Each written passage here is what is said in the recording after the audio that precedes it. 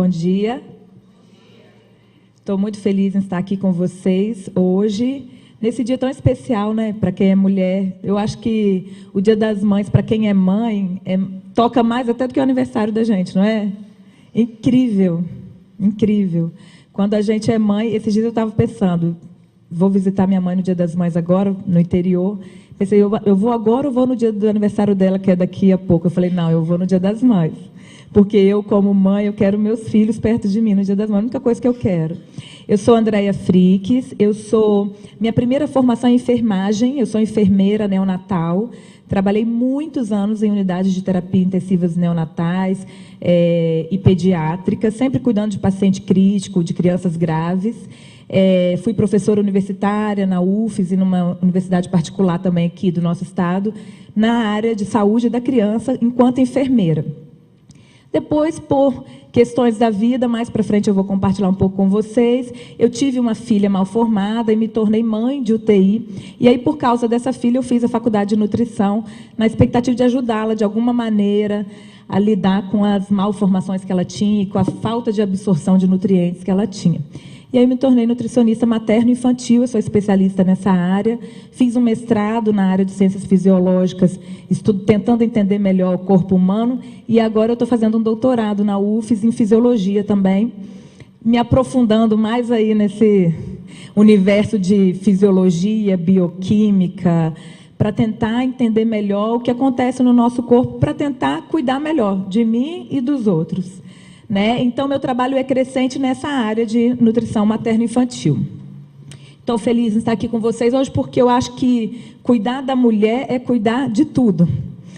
A mulher é quem cuida dos outros. Então, a gente falar da saúde da mulher, a gente está falando da saúde do filho, da saúde da família. Então, o tema que eu escolhi hoje para apresentar para vocês, para homenagear as mulheres e, ao mesmo tempo, para cuidar melhor das mulheres, é esse: como se tornar uma mulher vencedora. Eu acredito que a maioria, ou todas que estão aqui, já são mulheres vencedoras. Mas, às vezes, é preciso a gente ouvir isso de alguém, Às vezes, a gente é vencedor, a gente conseguiu passar por grandes lutas e conseguiu vencer, mas, às vezes, a gente não acredita nisso. É ou não é? Às vezes precisa do outro falar para a gente isso. Então, a gente vai falar um pouquinho sobre como se tornar uma mulher vencedora, como programar a nossa vida, a nossa saúde física e emocional, para a gente vencer as dificuldades do mundo. E, com isso, conseguir cuidar melhor da nossa família. O foco é cuidar da nossa família. Mas, o que a Bíblia fala? Que a gente tem que amar o outro como a gente se ama. E o que acontece? A gente tem um monte de pessoas que são infelizes consigo mesmas, que não se cuidam, não se amam, mas estão preparados para cuidar do outro? Será? É isso que a gente vai refletir hoje. Bom, como é a vida da mulher de hoje? Uma loucura, é ou não é? Outro dia eu atendi uma grávida, ela disse para mim, doutora, eu não tenho tempo para fazer isso, eu não tenho tempo para cuidar dessa alimentação. Eu disse, querida, nem você tem tempo, nem eu tenho tempo, nem o bebê que está na sua barriga tem tempo hoje em dia. Ninguém tem tempo. A vida da mulher hoje é o quê? É uma loucura. A gente é mãe, é esposa, é executiva, é esportista, é motorista, tem que levar as crianças para a escola, é coaching. Hoje está na moda falar coach. Quem é coach? Mais coach no mundo que uma mãe, Nós somos o coach dos nossos filhos. É estudante, ela tem que ser simpática e, de preferência, tem que ficar magra. Se a gente ficar magra, a gente já está com meio caminho andado. Porque você pode fazer tudo isso, se não tiver magrinha, você acaba não ficando bem na foto. É ou não é? E é uma cobrança enorme, A cobrança da sociedade, uma cobrança nossa mesmo. Nós nos cobramos também. Ela trabalha fora, coitada, trabalhar fora agora é o de menos. O difícil talvez seja trabalhar dentro. Coordena a casa, as tarefas da escola dos filhos. E semana de prova, então, meu Deus, essa semana de prova não acaba nunca. A semana do meu filho de prova é eterna. Parece que acabou ontem e já começou hoje de novo. Cozinha, ela coordena a cozinha, mesmo que ela não vá cozinhar, mas se der alguma coisa errada na cozinha, a culpa é dela. É ou não é? Se faltar alguma coisa, a culpa é dela. E ela coordena, sim, as refeições da família. Querendo ou não, mesmo que a gente trabalhe 50 horas por dia, num dia de 24 horas, a gente coordena. Querendo, inevitavelmente. Bom, a mulher de hoje, ela é responsável pela qualidade da alimentação da família, mesmo que a gente, na correria do dia a dia, acabe negligenciando isso. Querendo ou não, nós somos responsáveis por isso. Ela é responsável pela aquisição dos alimentos, nem que seja para mandar o marido ir comprar, né? Do planejamento, do preparo. Ela dá conta de tudo e é criada para fazer tudo de forma impecável. É ou não é? Desde que nós temos filhas, a gente educa as filhas para quê? Para que elas sejam perfeitas, para que o bebê ali, a bonequinha, esteja tudo certo, para que a casinha dela esteja toda arrumadinha. A gente cobra muito da mulher, mesmo da filha mulher. E a gente traz com a gente essa cobrança. Sobre tudo que a gente já conversou, da cobrança que existe hoje em torno da mulher, da saúde da mulher, da autocobrança que essa mulher se coloca, isso tem resultado em quê? Vamos ver como anda a saúde dessa mulher? Então, a gente tem visto cada vez mais mulheres ansiosas, estressadas. Se alguém se identificar, não precisa levantar a mão, por favor. Muitas vezes frustradas, nem precisa ficar em pé. Síndrome do pânico, quem não conhece, eu tenho uma amiga que teve, ou está passando por um processo de síndrome do pânico.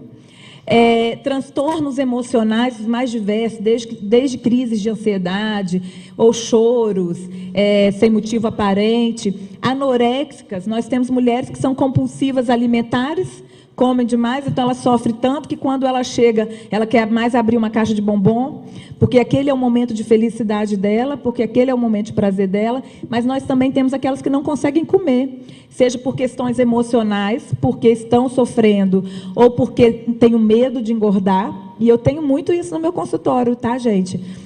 Atendo crianças que eu percebo claramente que a mãe sofre de um processo de anorexia. Nós estamos vivendo a geração dos filhos das mulheres anoréxicas. Eu estou pegando essas crianças no consultório. Né? Esse estresse enorme, essa cobrança excessiva da sociedade faz com que algumas mulheres não consigam comer. Seja por uma questão emocional ou física mesmo. Ansiosas, e aí vai virando esse círculo vicioso.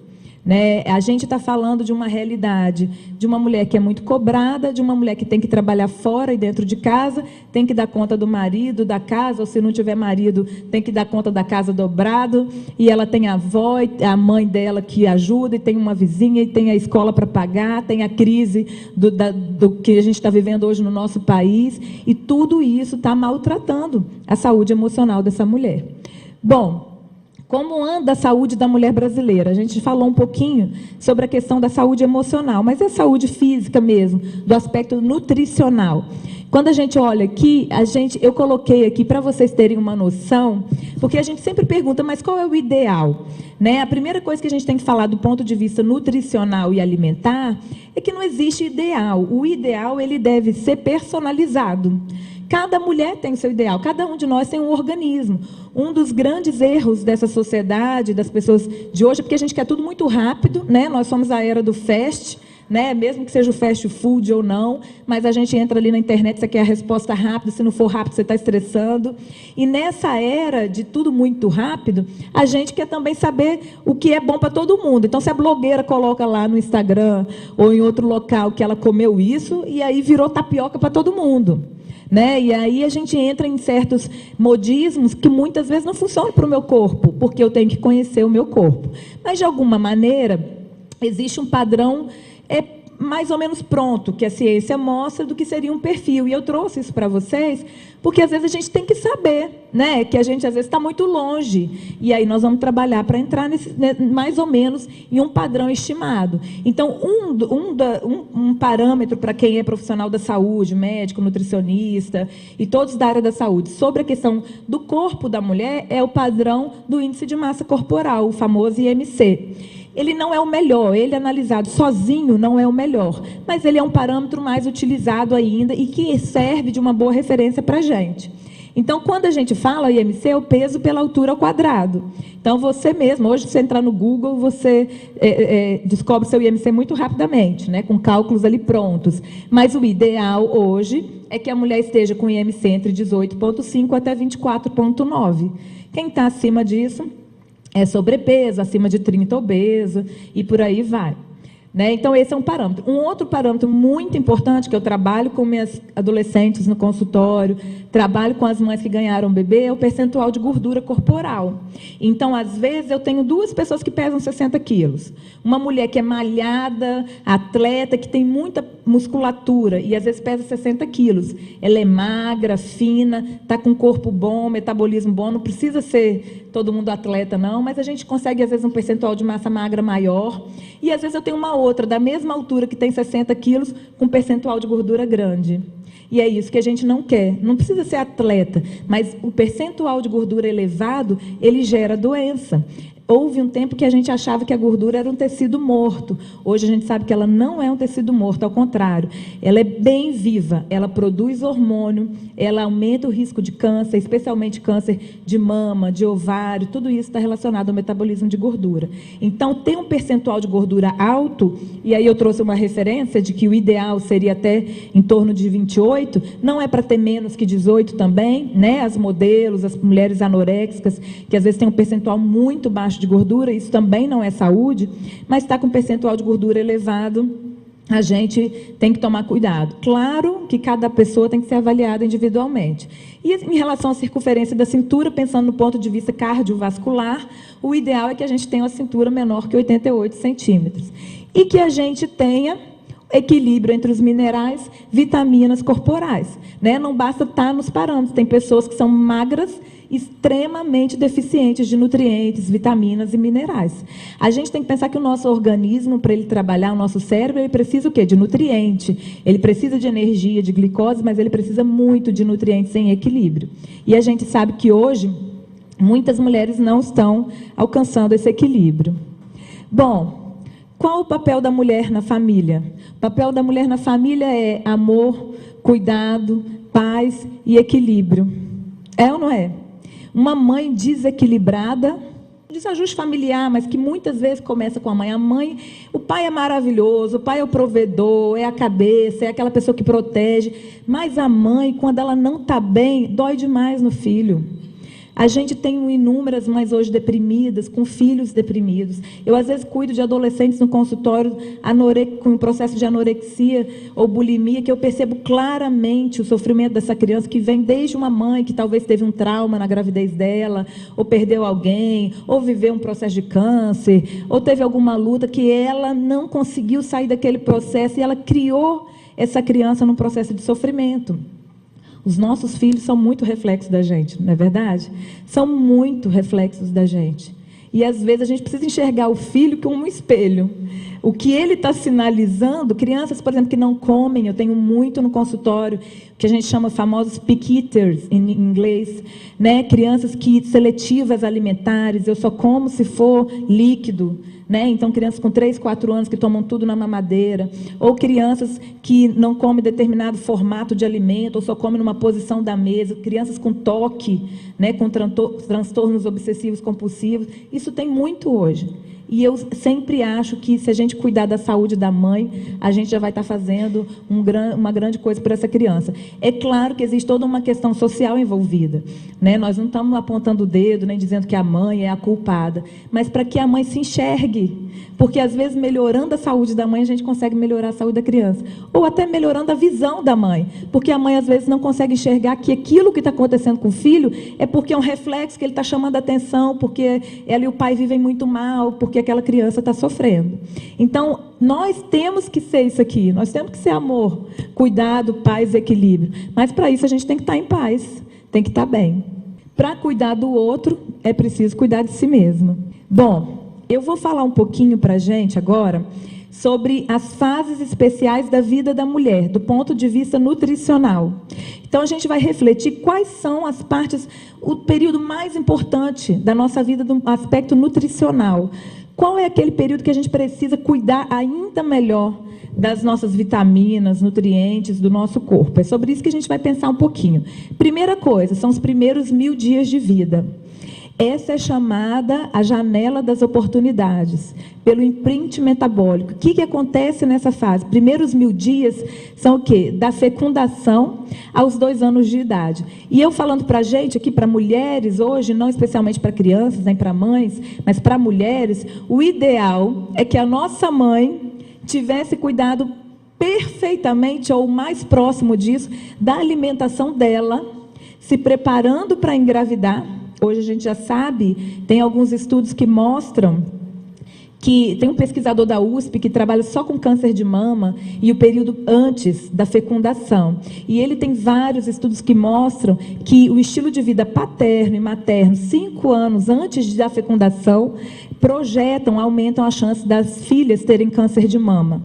Isso já, a ciência já vem comprovando isso de uma forma, às vezes até assustadora. Nós programamos a nossa saúde e a saúde dos nossos filhos. Então, assim, se a gente não se preparou antes, infelizmente, mas da fecundação em diante, e aí tem gente que fala, mas grávida não tem que fazer dieta. Eu digo, não, ninguém tem que fazer dieta. Grávida tem que comer bem, tem que se alimentar certo, como todos nós deveríamos. O ideal é que a gente tivesse um estilo de vida saudável, para que a gente não precisasse fazer uma dieta diferente na gravidez, né? A dieta que eu passo para as minhas grávidas no consultório é a mesma que eu tento fazer comigo, com a minha família em casa. É um estilo de vida saudável, é sobre isso que a gente vai falar aqui. Então, a gente sabe que da fecundação até os 2 anos de vida, contando aí o tempo dos 270 dias aproximados de gestação, mais o primeiro, o segundo ano, vão dar 1000 dias de vida. Nessa fase, gente, tudo que acontecer do ponto de vista nutricional terá repercussões para a saúde da criança por toda a vida dela, tá? E muitas sequelas são irreversíveis. Então, nós precisamos cuidar, a grávida precisa, essa história de carregar um bolo brigadeiro do aniversário para a grávida, levar um refrigerante, isso caiu por terra há muito tempo. Isso é um grande erro. Por que a gente fala isso? Quando a gente observa aqui, isso, se vocês conseguirem compreender isso, eu vou explicar de uma forma bem simples, a gente consegue entender a chave da ciência atual. Até um tempo atrás, a gente achava que nós éramos o resultado dos nossos genes, que a gente recebeu do pai e da mãe. Então, o nosso DNA estava marcado e a gente achava que a gente ia estudar o DNA da pessoa, fazer a dieta personalizada, como hoje já existe esse tipo de exame. Mas o que a gente tem percebido? Que a criança, ela recebe o DNA dela, é o resultado da formação do pai e da mãe. E aí ela tem o DNA, e isso não muda com nada.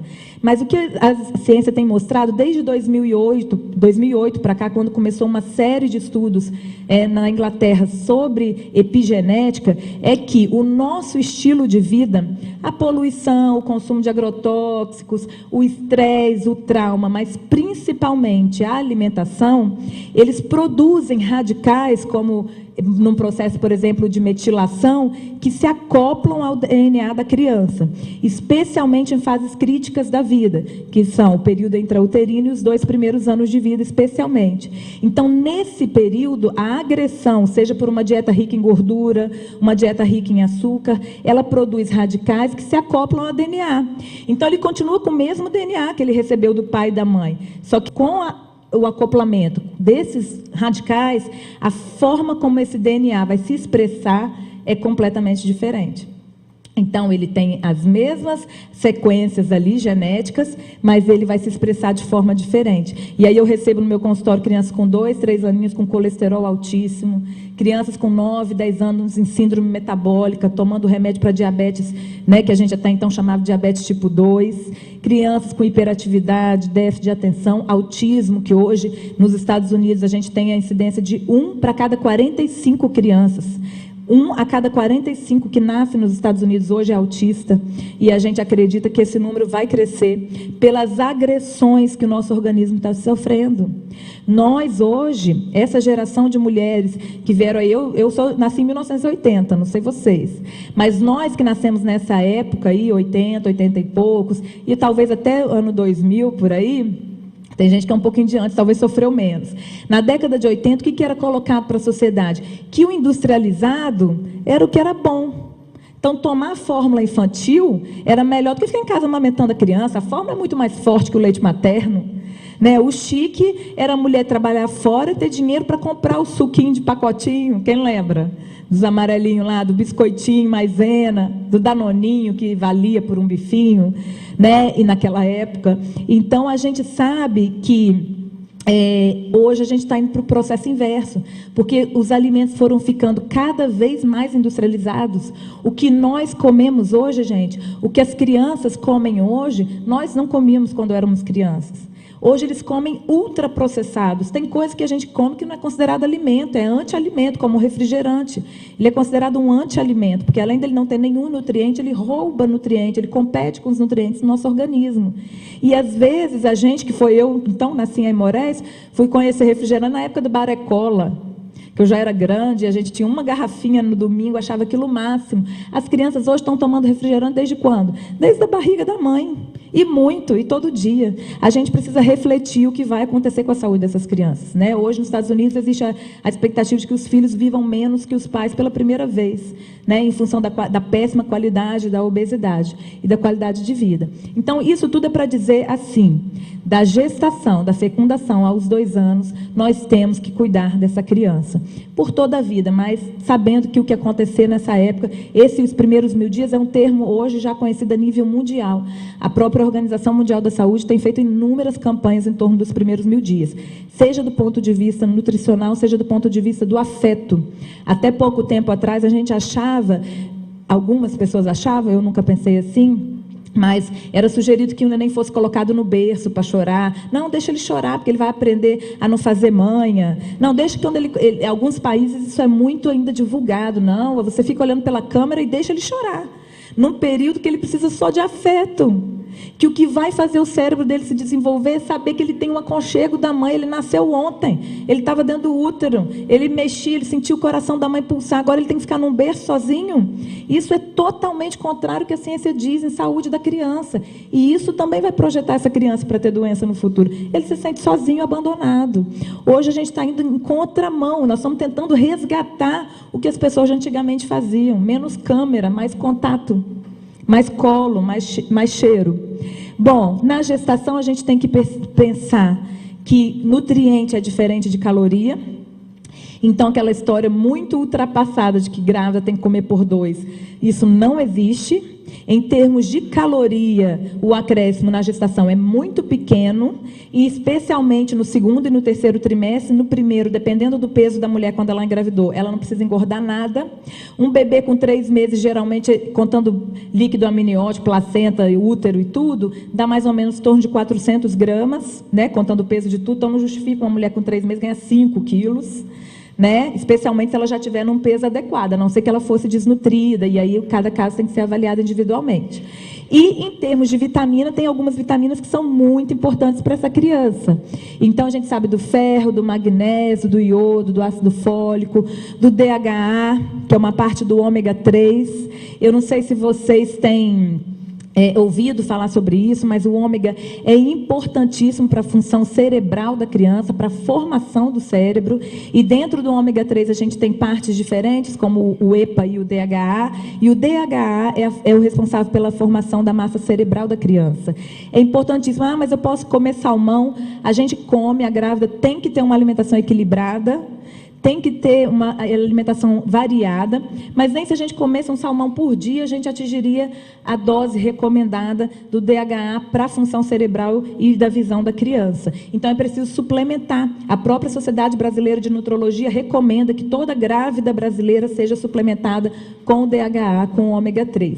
E fora isso, a vitamina D, se a gente fizer uma pesquisa hoje, tem pesquisas que mostram isso, nós vamos ver que a maioria das mulheres tem deficiência de vitamina D.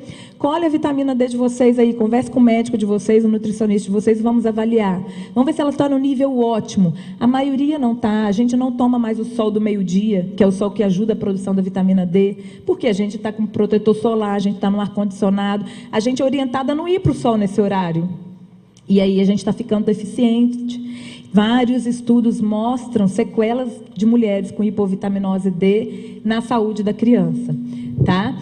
Vitamina E, zinco, é uma série de vitaminas que a grávida tem que ficar atenta, né? A grávida, normalmente, ela colhe os exames, né, regularmente. Os obstetras hoje já estão avaliando mais aprofundadamente essa parte da vitamina também, porque não é só caloria, não é só pensar no hormônio e não é só pensar no nascimento da criança, no parto. né? A gente tem que pensar em nutrir essa criança desde a vida intrauterina. A gente sabe que a caloria adicional, que eu já disse para vocês, é pequena, em torno de 200 a 300 calorias por dia, no segundo e no terceiro trimestre. Então, não justifica a grávida que come 1.000 e poucas calorias, 1.800, falar que, nossa, agora eu vou comer 3.000 calorias. Né? Ela vai ficar obesa. 50% das mulheres que se tornam obesas, tornam-se obesas depois do primeiro filho. Né? Então, isso a gente precisa ficar bem atento. Ela tem uma necessidade de calorias adicionais pequena, ela precisa ver a suplementação adequada, tomar muito líquido e ter menos estresse. Isso que na fase da amamentação. Então, por que eu estou falando isso? Ela já se preparou, ela engravidou, ela está cuidando dessa criança, o neném nasceu, ela cuidou bem dela, teve um parto maravilhoso, e aí, quando esse neném nasce, ela está preparada para amamentar. A amamentação, gente, é um dos requisitos para a gente fazer nessa janela de oportunidade, nos primeiros 1000 dias de vida. Porque nada é tão importante para o filho do que o leite materno. O ideal é a gente se preparar para amamentar essa criança. A gente precisa ter muita atenção nisso, porque, assim, às vezes a gente tem uma vaga impressão de que engravidou, já era. E aí você vai ter o filho e vai conseguir amamentar naturalmente. E para amamentar é preciso ter um preparo, é preciso ser bem orientada, porque vale a pena amamentar o filho. Tá? Eu acho que para a gente ter muita produção de leite, a gente precisa disso. Líquido, alimentação equilibrada, tomar os suplementos necessários. Isso aqui é só para mostrar para vocês que a gente forma o paladar do filho desde a barriga da mãe. Tá? Então, essa história de que meu filho nunca gostou de jiló. Eu nunca comi na gravidez, nunca dei a ele na alimentação complementar, nem quando eu estava amamentando eu comia, e aí eu vou querer que ele goste? Né? Então, hoje já tem vários estudos como esse aqui, que mostra que a criança engole o líquido amniótico. Então, o tempo que ela está na vida intrauterina, ela está engolindo o líquido amniótico, e grande parte do sabor do líquido amniótico é reflexo da alimentação da mulher. Então, a gente tem que ter uma alimentação na gravidez variada. Depois, no aleitamento materno, isso não é mito. O gosto do leite materno também tem a ver com o que a mulher come. Mas ela come brigadeiro todo dia, o dia todo, e vai querer que ele goste de jiló? Né? Então a gente precisa refletir, porque não é para dizer depois ele no meu consultório com 7 anos que ele não come, é para a gente refletir e ensinar a ele ter contato com todos os tipos de sabores, tá? O último que a gente precisa ensinar, e de preferência nem ensinar, é o doce, porque o doce a gente já nasce sabendo, a gente já nasce com potência máxima para amar o doce, isso é natural do ser humano. E depois a alimentação complementar, a partir dos 6 meses, que também deve ser feita de forma correta. Outra fase crítica da mulher, então nós já falamos da gestação, da amamentação. Outra fase crítica é a adolescência. Gente, para cuidar de adolescente tem que amar adolescente, não é? Quem tem filho adolescente, ou quem trabalha com adolescente, eu tenho vários no consultório, eu amo trabalhar com adolescente. O adolescente é reflexo do que ele viveu na infância, muitas vezes. Então, às vezes, lá na adolescência, ele vai refletir algum sofrimento que ele passou na infância, né? E a gente sabe perceber isso bem rapidamente. Os adolescentes hoje têm agendas lotadas, eles estão preocupados em ficar bem na foto, na selfie, né? Eles estão preocupados não com a qualidade nutricional, isso não passa pela cabeça de um adolescente, nem passava pela nossa quando a gente era adolescente. Eles não tomam café da manhã, maioria, muitos não tomam café da manhã, vão para a escola, já está de saco cheio, já começou, daqui a pouco ele está com hipoglicemia, né, porque ele não comeu nada, e aí ele também não consegue aprender, aí ele vai mal na escola, não consegue concentrar, e aí eles vão dormir à noite, eles estão lá no iPad, no iPhone, não consegue produzir melatonina, porque o foco de luz é muito grande, então, a nível cerebral, ele não consegue dormir bem, aí ele passa a noite inteira acordado, e isso vai, com certeza, trazer problemas para ele. Tá? Adolescentes que dormem muito tarde, têm dificuldade para crescer, crianças pequenas que dormem muito tarde, nessa rotina louca que nós temos hoje, às vezes o filho dorme tarde para poder encontrar os pais, né? E a gente sabe que, infelizmente, é uma realidade, mas o hormônio de crescimento, por exemplo, que é tão importante para a criança, para o adolescente e para nós todos, ele é produzido em períodos da noite, né? O primeiro pico dele é às 10 da noite, por volta das 10 da noite, se a gente estiver dormindo em sono profundo. Então, as crianças vão dormir meia-noite, já perdeu o primeiro pico do hormônio de crescimento. né? E aí a gente tem meninas entrando na puberdade cada vez mais precoce, crianças de 9, 10 anos tomando bloqueio para menstruar, para não menstruar, porque já tiveram primeiro sangramento, em função da alimentação, desse mundo contaminado que a gente está vivendo, e que também não dormem cedo, estão medindo aí 1,39 e 40 e vão lá no meu consultório para crescer. A gente tem que ajeitar tudo, porque está tudo desconcertado. Então, vamos ensinar os nossos filhos a dormirem mais cedo, né? E os adolescentes são muito cobrados, a gente precisa adequar o estado nutricional deles, perfil de vitaminas e minerais, principalmente cálcio, ferro, zinco, o ácido fólico, a vitamina D. Às vezes eu preciso ganhar o adolescente, porque ele tem medo de comer. Então, às vezes eu tenho que dizer para ele que eu vou fazer uma dieta para ele ficar mais sarado, porque ele está abaixo do peso, mas se eu falar que ele tem que ganhar peso, ele não volta. Né? Então, a gente precisa olhar com carinho para as nossas mulheres adolescentes. E as mulheres acima de 40? Eu não sei, olhando aqui para mim, acho que não tem ninguém aqui acima de 40.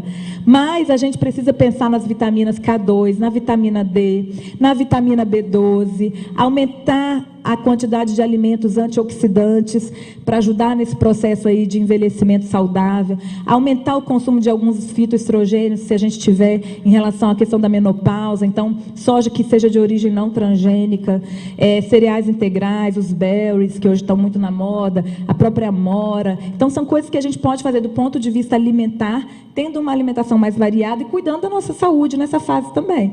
Aí você cuidou da família a vida inteira, quando você vai poder aproveitar alguma coisa, começa a aparecer as doenças, não é? E aí, se a gente estiver acima do peso, mais difícil vai ser isso ainda. Como melhorar o seu estilo de vida? Né? Como mudar o estilo de vida? Eu estou falando tudo isso, parece que a gente vai levantando as questões, mas não apresenta nenhuma solução.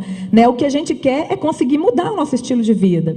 E aí, algumas regrinhas muito simples, que valem para mulheres e homens de qualquer idade. Não beba, não fume. A mulher, falar sobre bebida na gestação, quanto é a dose segura que a mulher pode tomar de champanhe, uma tacinha? Hoje tem gente que ainda fala, o médico falou que talvez uma tacinha não tem problema. A dose segura para uma mulher tomar de álcool na gestação é 0. Tá? É a única dose segura, na gestação e na amamentação. Saíram alguns estudos no final do ano passado mostrando que o álcool é extremamente maléfico para o filho, que quando a mulher ingere uma bebida alcoólica, em torno de 30 minutos, o nível de álcool no sangue da criança é o mesmo do corpo da mãe, só que a superfície corporal dele é muito menor que a materna. Então, a repercussão, os efeitos do álcool são em torno de 8 vezes maiores no bebê. Tá? Essa história de que grávida pode tomar uma tacinha de vinho não está correta. Isso também é extremamente ultrapassado. Esse estudo foi muito importante, americano, e a própria Sociedade Americana de Pediatria condena qualquer tipo e qualquer quantidade de álcool para a grávida. Então, não beba em nenhuma fase de preferência, não fume, exclua da sua vida refrigerantes, sucos de caixinhas e o açúcar branco. Tudo coisa fácil até agora.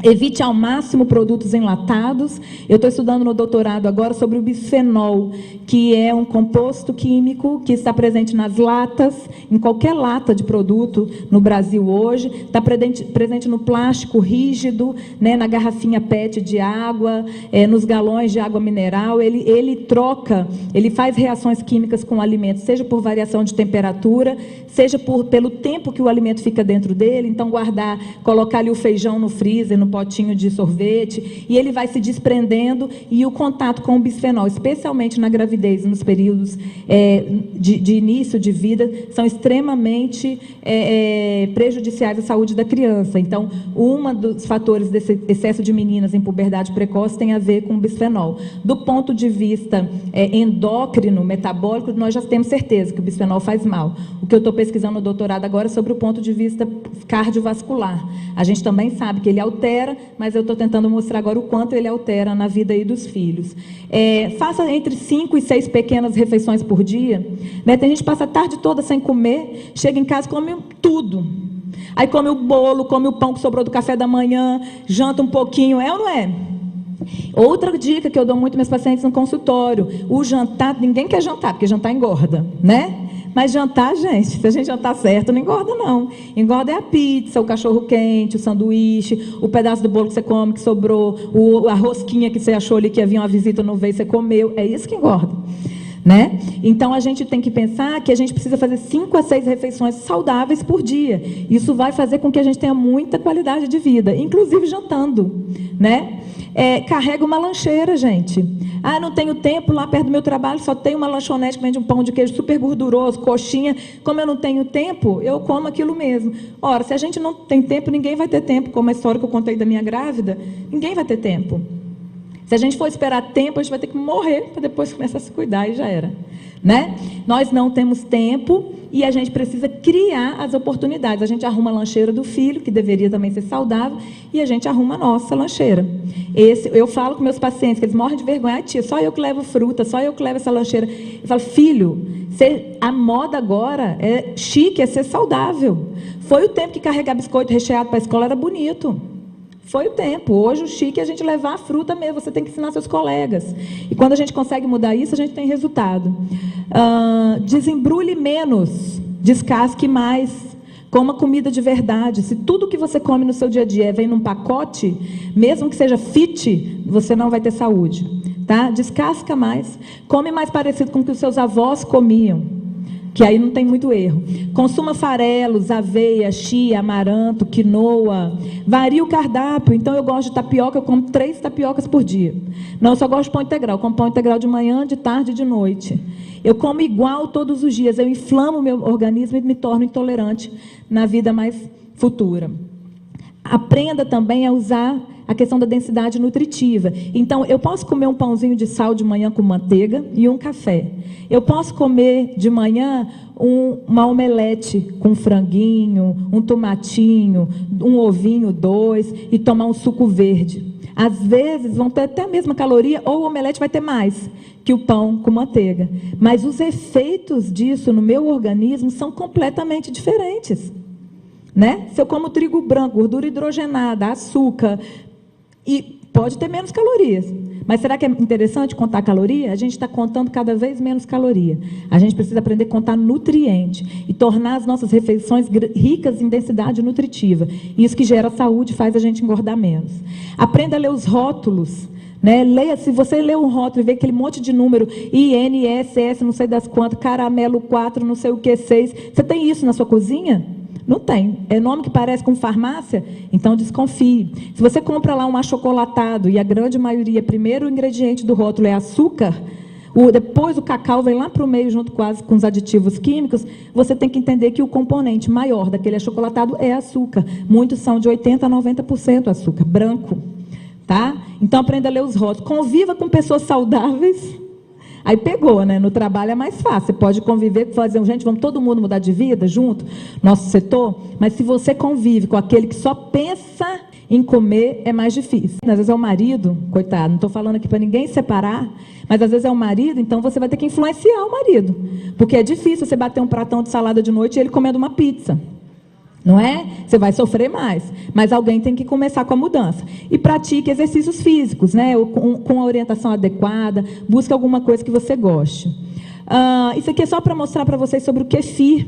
Eu fiz meu trabalho no mestrado e estou utilizando agora no doutorado também. Aqui no Espírito Santo, a gente tem um grupo no Facebook que chama Kefir Espírito Santo. Em outros estados também tem, então pessoas de outros estados podem conseguir. O kefir, você doa os grãos, significa fazer o bem. Você doa o grão e produz o kefir na sua casa. E aí você produz um iogurte natural, que na verdade não é um iogurte, é um leite fermentado que vem a partir do kefir. E no meu mestrado eu tratei os ratos com doença cardíaca e hipertensão com kefir, e eles melhoraram muito. A gente conseguiu publicar esse artigo no final do ano passado, tratando os ratos com um trabalho inédito na ciência mundial. Então, meu trabalho do mestrado foi publicado numa grande revista científica, e eu fico muito feliz, porque quando eu entrei no nosso laboratório, eles estudavam muito drogas. E eu falei: ai, professor, por favor, me deixe estudar um alimento, e esse alimento teve efeitos, assim, melhores que muitos remédios. Então, gente, nós somos o que nós comemos, fatalmente. Nós podemos nos alimentar muito bem e às vezes não precisar de suplemento quase nenhum. Tá? Então é só para mostrar para vocês esse trabalho, depois a gente pode falar mais do kefir. Se a gente perceber, segundo esse autor, a gente toma mais de 200 decisões sobre comida por dia. Eu não tenho dúvida nenhuma disso. Eu então, né? Todos nós, gente, a gente pensa em comida, não tem jeito. Tem uma pesquisa inglesa que mostra que mulher pensa mais em comida do que em sexo. Vou nem perguntar se quem concorda, porque eu tenho certeza que a gente concorda com isso. E é verdade, nós precisamos aprender o que a gente está comendo e cuidar da nossa alimentação. Isso é algo tão importante na nossa vida. Eu canso de ver pessoas falando, nossa, eu estou grávida, nossa, meu filho vai estudar na escola tal, já estou fazendo a poupança. Estou fazendo a poupança para ele. Compra 3 enfeites para a porta da maternidade. Só tem uma porta. Você vai ficar 2 dias, tem 3 enfeites. Vai nos Estados Unidos e faz um enxoval e volta o carrinho do ano. E não pensa no que ela está comendo. Se essa criança, gente, não for programada para ter saúde, talvez ele não vai chegar nem na faculdade. E isso é muito sério. Dizem que a melhor herança que a gente pode deixar para os nossos filhos é a educação. Eu acho, mas eu acho que antes ainda vem a alimentação. Porque sem alimentação ele não vai ter educação. Ele vai ser um autista, um hiperativo, que não vai ficar na cadeira. E você paga uma escola muito cara, mas você não sabe o que fazer com essa criança. Nem o professor sabe o que fazer com a criança. Sabe? Você deu tudo a ele, só anda com roupa chique. Mas você não ensinou ele a comer certo. E você dá pirulito para ele todo dia, quando ele vem no transporte escolar. A tia dá o pirulito todo dia e ninguém fala nada. Então, a gente está dando corante, que é altamente tóxico para o corpo, que já tem vários estudos mostrando relação com vários tipos de câncer, com déficit de atenção, com hiperatividade, câncer de bexiga, lesão renal. Mas nós estamos achando tudo bonito, porque ele está bem uniformizado. Nós temos que rever nossos valores, nós temos que pensar o que a gente está fazendo, é a saúde dos nossos filhos. Saúde emocional, como a gente vai lidar com os traumas? Bom, eu tive um grande trauma na vida. Eu acho que a gente perguntar quem teve trauma, é capaz de todo mundo começar a se abraçar e chorar, né? Porque todos nós temos traumas na vida. Seja quando a gente foi criança, uma violência emocional, uma violência física, né? Que é muito mais comum do que a gente pensa. Seja a nossa vida adulta mesmo, porque nós passamos por traumas. Quando eu era enfermeira, eu tive uma filha mal formada, Marina, e aí descobri no início da gestação dela que era mal formada, foi me sugerido que eu fizesse um aborto, e eu não quis fazer, eu sabia muito bem que era uma malformação grave, mas eu consagrei Marina a Deus e me coloquei diante dele porque eu queria viver tudo que ele tivesse para nós. Marina nasceu, viveu 1 ano, 3 meses e 15 dias. Foram 7 internações, 6 meses de UTI neonatal. Vitória, São Paulo, uma loucura. Eu, meu marido que é médico, e a gente fazendo tudo para tentar salvar a vida da nossa filha. Eu comecei a faculdade de nutrição quando eu estava grávida da Marina, tentando levar qualidade de vida para minha casa. Mas aí eu percebi que eu não tinha como conciliar, tranquei, mas logo a gente viu que a maior dificuldade dela era nutrir. A gente não conseguia nutrir Marina com leite nenhum, com fórmula nenhuma. Ela já tinha feito cirurgia no estômago, no intestino, não comia, era tudo por sonda. E eu, que era enfermeira de UTI, que ensinava tudo para os outros, que decretava a hora da mãe entrar, que a hora da mãe sair, passei a ficar lá sentadinha, esperando a minha hora de entrar para ver minha filha. E dormir naqueles bancos e sentir na pele o que todo mundo sente, mas quando é com você, você vê que é diferente. Né? Eu ouvia aquela coisa assim, é só uma veiazinha que eu vou pegar nela. Vai lá, mãe, espera lá fora que eu vou funcionar uma veinha nela. E eu desci, às vezes, 4 andares de hospital para parar de ouvir minha filha chorar, porque eu não aguentava mais ouvir ela chorar.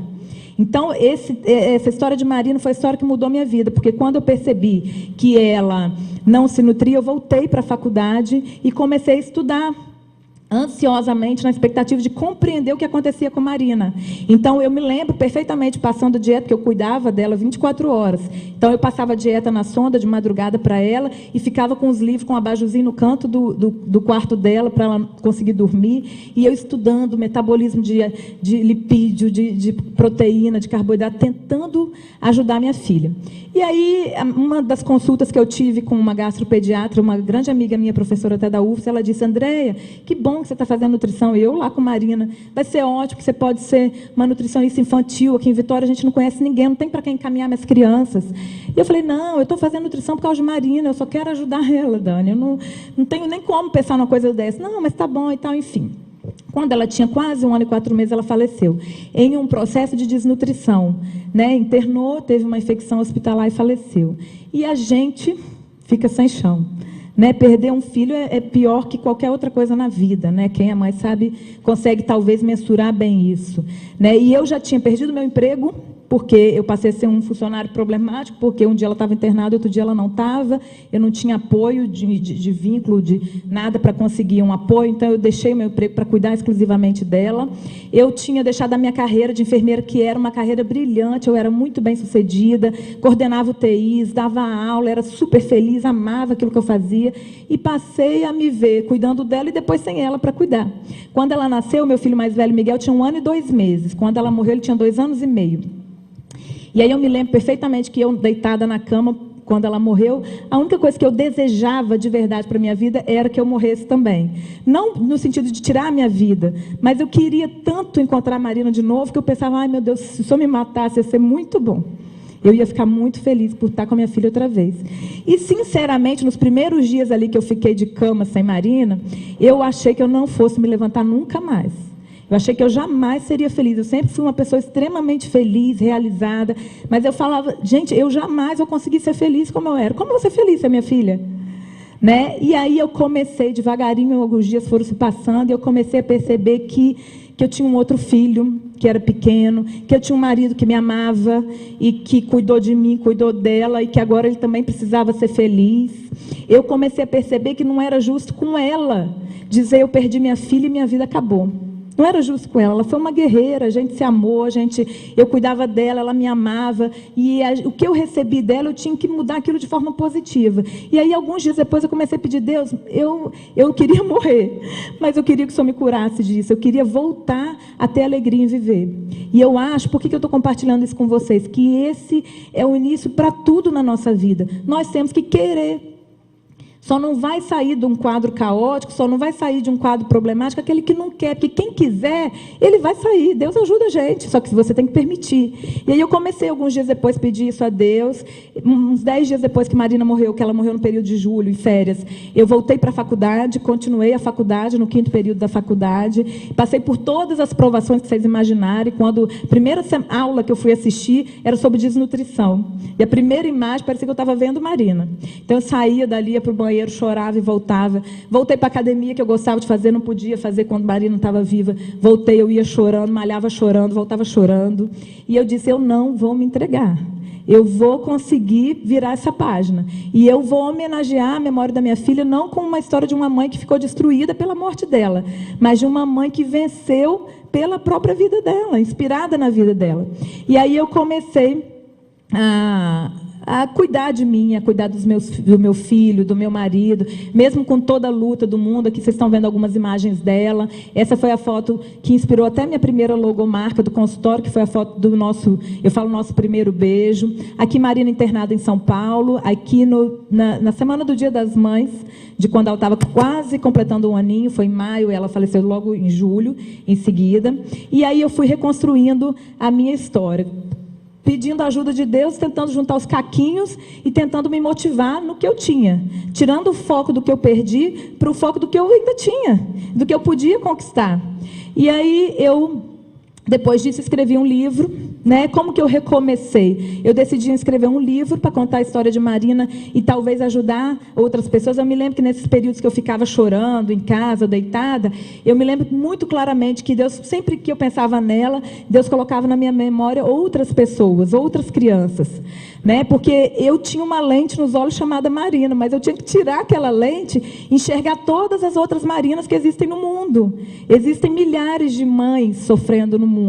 Eu fiquei meses ali sofrendo numa UTI, mas tem mães que passam anos. E eu comecei a enxergar essas mães, enxergar essas crianças, e ver que também não precisava ser egoísta, né? O meu sofrimento não era o único do mundo. E aí eu comecei a recomeçar, né? Comecei a buscar um recomeço. Né? Escrevi esse livro quando o Sol Me Tocou, que foi lançado há uns 2 anos atrás, no Shopping Vitória. Esse livro conta a história dela, né? Desde o nascimento até a morte dela, mas numa perspectiva de uma mulher que conseguiu enxergar um sentido para tudo isso. Que a história dela não foi em vão, como a minha história não é em vão, como a história de vocês não é em vão.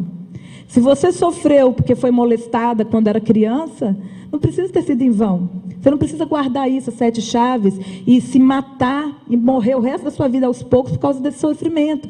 Talvez você pode ajudar outras pessoas que estão passando por isso e se libertar. Quando a gente se liberta, a gente volta a viver. Talvez a gente sofre porque teve um divórcio, porque teve uma perda, perdeu um pai, perdeu alguém num trauma, numa violência. E a gente pode usar isso para o nosso bem e para o bem das pessoas. Então, lancei esse livro, foi um trabalho muito legal. Eu fiz o meu consultório, então, depois que ela morreu, eu terminei a faculdade, fiz a pós-graduação em nutrição materno-infantil. Abri um consultório especializado nisso e eu tenho muitas crianças lindas. Aqui a minha primeira logomarca feita baseada nessa imagem minha com ela. Bebês que as mães assistem palestras, depois levam lá para a gente aprender a alimentar. Gravidinha, olha, essa grávida eu estava dando alta ela já para ganhar neném, que essa barriguinha linda. Crianças maiores, adolescentes, famílias inteiras. E às vezes eu fico pensando, e se eu tivesse feito um aborto? E se eu tivesse tirado Marina? Como eu teria deixado de ser abençoada, gente? Né? Com todo o sofrimento que eu tive, que olha que não foi pouco sofrimento não, gente. Foi sofrimento de eu cair no chão da UTI chorando, ficar ajoelhada, falando, Deus, olha para mim, eu não aguento mais. Foi muito sofrimento, foi um sofrimento crônico de muito tempo. Mas se eu tivesse pulado isso, gente, eu não seria a mulher que eu sou hoje. Talvez eu estivesse hoje sofrendo de remorso, sofrendo de dor, sofrendo pensando o que teria acontecido. Consegui, já tem alguns anos o consultório, quase 4 anos. Hoje eu tenho um consultório em Vitória, em São Paulo. Atendo crianças aqui, lá, recebo crianças aqui, Sergipe, Pará, Rio de Janeiro, interior do estado. Venho aqui no consultório em Vitória e em São Paulo também, para consultar comigo, gestante, crianças, adolescentes. Eu tenho muita alegria em falar isso, porque é um trabalho pioneiro no Brasil.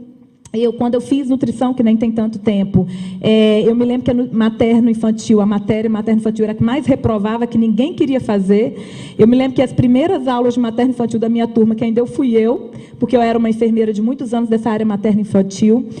Quando eu comecei, ninguém falava nisso. Depois eu criei uma conta no Instagram, que é nutricionista materno-infantil, e comecei há 2 anos a postar dicas lá para gestantes, para crianças, tentando fazer o bem para as pessoas, porque eu via que as pessoas eram extremamente desorientadas, ninguém sabia como alimentar as crianças, e hoje já são quase 200 mil seguidores, né, do mundo inteiro, e eu tenho muita alegria em dizer isso. Eu recebo muitas mensagens todos os dias de acadêmicos de nutrição, de nutricionistas, de pessoas que falam, olha, eu não enxergava as crianças quando eu fazia faculdade, mas agora eu quero ser nutricionista infantil como você.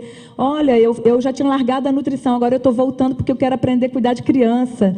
E aí eu fui lançando DVDs que falam sobre alimentação infantil. Aqui vocês estão vendo uma imagem do meu Instagram, isso é uma publicação de ontem, ó. E acompanho bebês eu acompanho desde o início da gravidez, quando a mulher já está se preparando para engravidar, eu também faço esse acompanhamento, em termos de suplementação, de adequação do peso e tudo mais, do perfil nutricional, e aqui são alguns pacientes meus, e a gente vai acompanhando. E hoje eu já tenho a alegria de estar acompanhando alguns irmãos, eu acompanhei uns na barriga, hoje eu estou acompanhando os irmãos.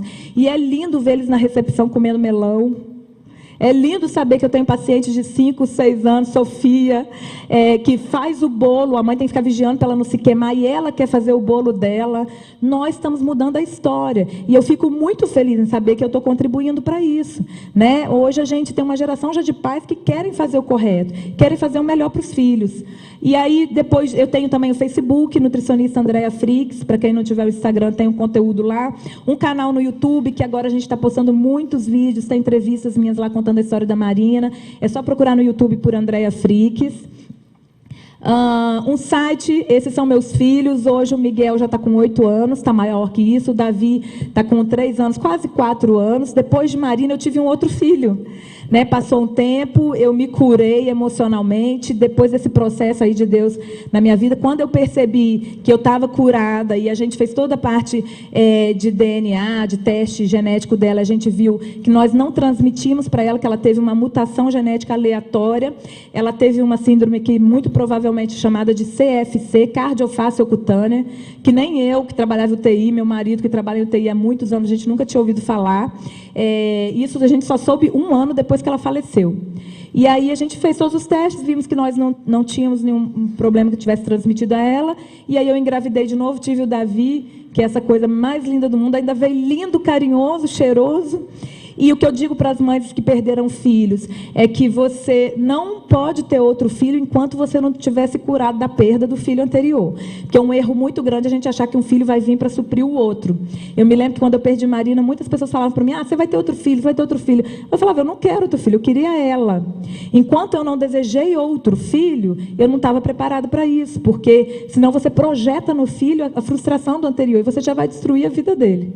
Né? Então, Esse aqui são alguns DVDs, esse workshop esgotou essa semana, esse DVD da barriga da mamãe, as primeiras comidinhas, a gente tem aqui, se alguém tiver interesse, ele é uma palestra específica para gestantes ou para mulheres que estão para engravidar, então tem dica para família, para avó, recadinho, tem falando sobre o ômega, se alguém de vocês estiver grávida ou estiver pretendendo engravidar, ou tiver uma amiga, tiver interesse, o livro a gente também trouxe, esse livro que eu conto a história de Marina.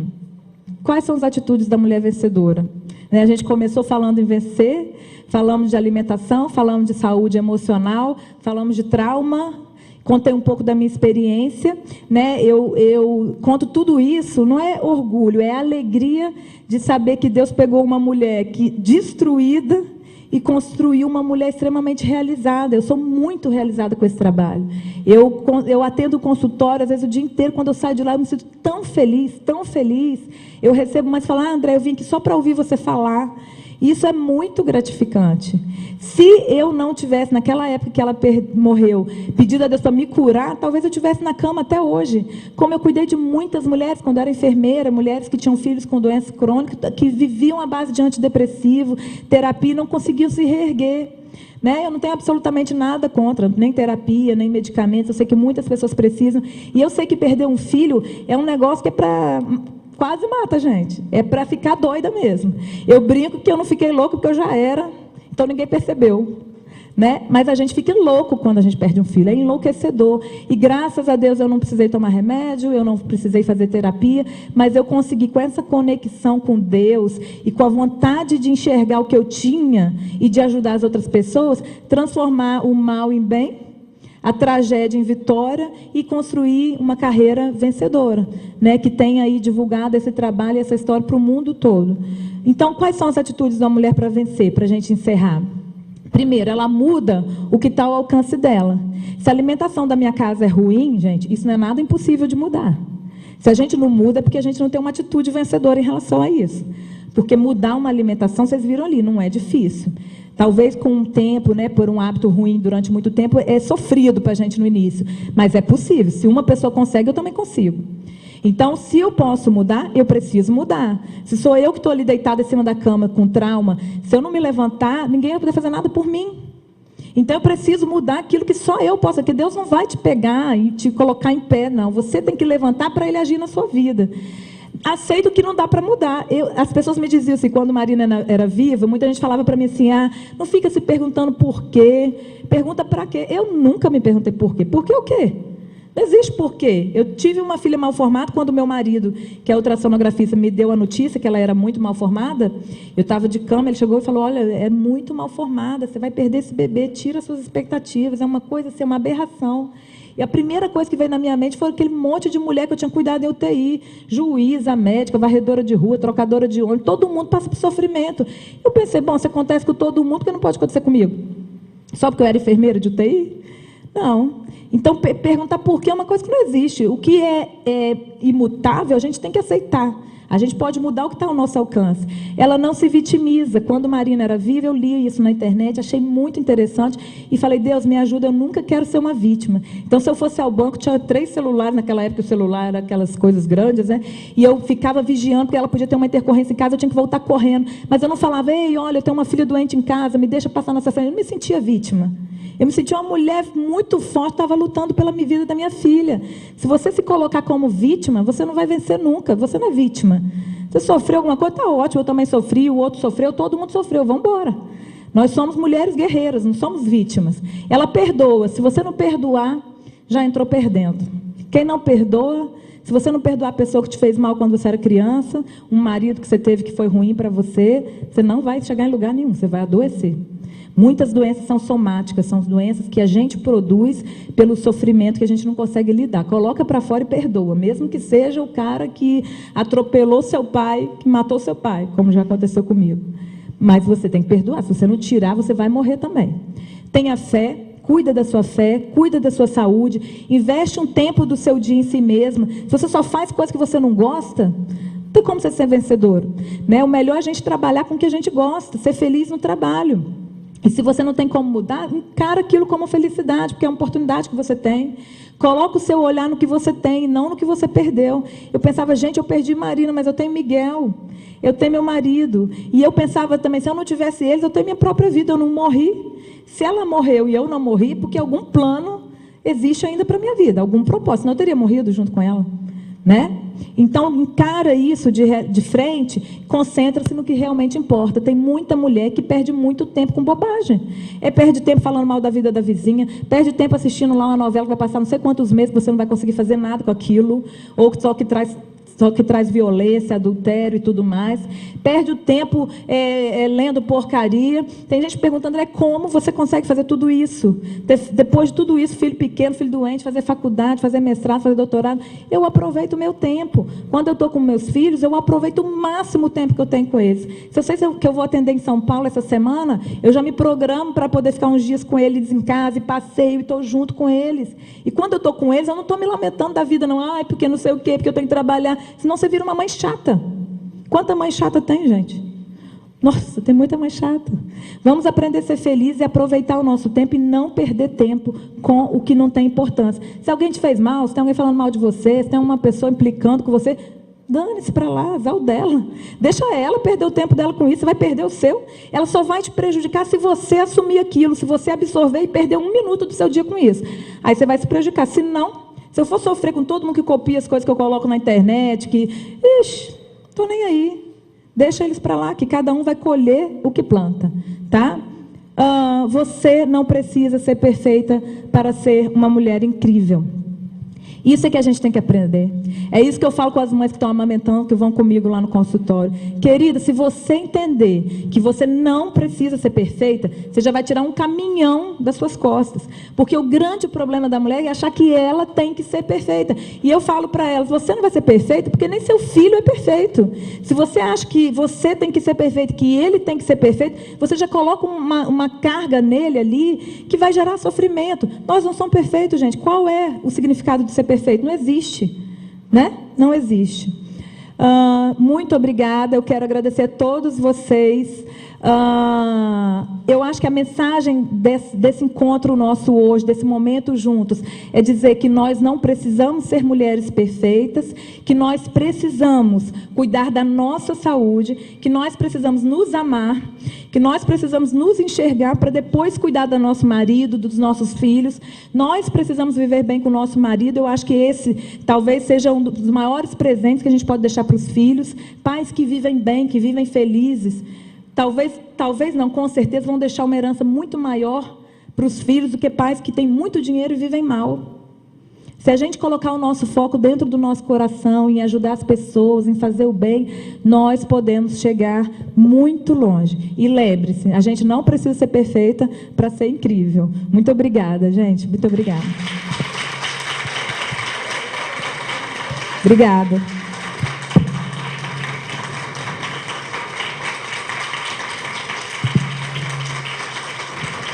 Obrigada.